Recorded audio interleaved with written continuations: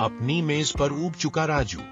युवा भारतीय लड़का Raju navy blue T shirt और नीली शॉर्ट्स पहने हुए अपनी लकड़ी की मेज पर बैठा है। अपना चेहरा हाथ पर रचकर ऊब गया दिख रहा है। उसकी नोटबुक और स्कूल की किताबें उसके सामने है। खिड़की से टिमटिमाते तारों वाला रात का आकाश दिखाई दे रहा है। माहौल शांत और थोड़ा नीरस लग रहा है।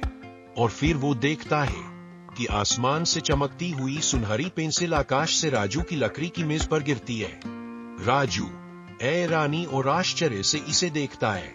पेंसिल चमकती है, कमरे के चारों ओर एक जादुई चमक डालती है, जो खिड़की से दिखाई देने वाले रात के आकाश के साथ मंद रूप से जला हुआ रहता है। और फिर राजू को कुछ सूझता है और वो अपनी जादुई पेंसिल से शेर का चित्र बनाता है। वो बहुत कल्पना करके एक शेर का चित्र बनाता है।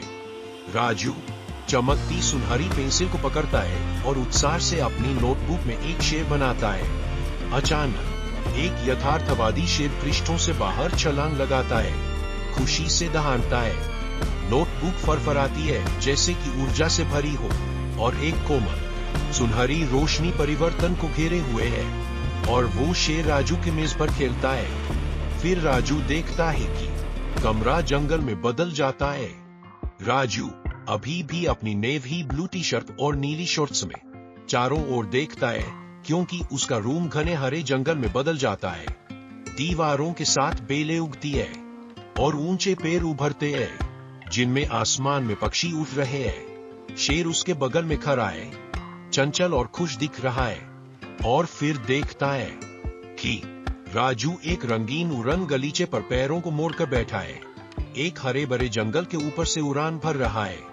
वह नेवी ब्लू टी शर्ट और नीली शॉर्ट्स पहने हुए, उसके बाल हवा से थोड़े उलझे हुए हैं। नीचे शेर खुशी से दौड़ रहा है, उसकी ओर देख रहा है।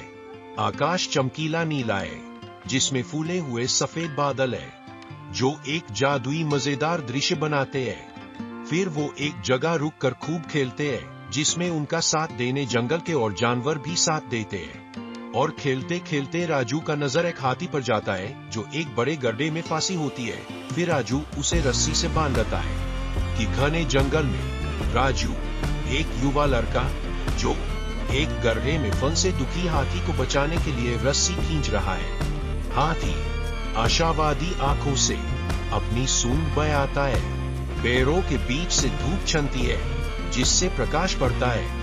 और फिर राजू उसकी सूंड पकड़ के उसको निकलता है। और फिर जादुई जंगल ये देखकर राजू को आवाज लगती है, राजू तुम्हारे इस कार्य को देखकर मैं तुम्हें कुछ देना चाहती हूँ। और फिर राजू देखता है कि उसके सामने एक सोने जवाहरात का संदूक आ गया है। और ये देखकर राजू खुश हो गया। सोने के सिक्कों और चमचमाते रत्नों से भरे एक खुले खजाने के संदूक के बगल में खड़ा है। शेर और हाथी उसके बगल में खड़े हैं, चकित और खुश दिख रहे हैं। उनके आसपास का जंगल जादुई रोशनी से चमक रहा है, जिससे दृश्य साहसिक और मनमोहक लग रहा है। और तभी राजू फिर अपनी टाइम में आ जाता है और देखता है कि उसका जादुई सुनहरी पेंसिल को पकड़े हुए है, जो अब चमचमाती चमक कम हो रही है। वह दुखी और आभारी दोनों लग रहा है, यह जानते हुए कि मजेदार कार्य समाप्त हो रहा है। उसके पीछे का जंगल घुलने लगता है, जिससे उसका सामान्य वो अपने रूम में वापस आ जाता है। और वो दुखी हो जाता है।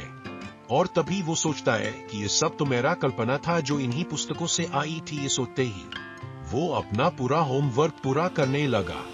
और अपना होमवर्क पूरा करके वो अपने कमरे को देखने लगा। अरे मेरे पास तो इतने पुस्तक, जिसको देखकर वो खुश हो गया और वो एक पुस्तक लेके फिर अपनी जादुई कल्पना में जाने लगा।